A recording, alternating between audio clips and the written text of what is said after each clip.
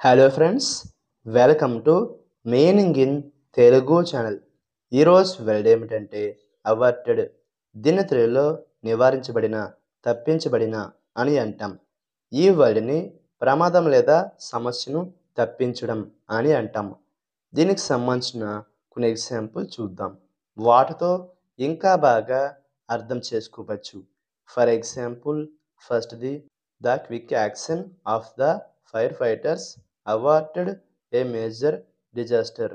అంటే తెలుగులో ఫైర్ ఫైటర్ల శీఘ్ర చర్య పెద్ద విపత్తును నివారించింది.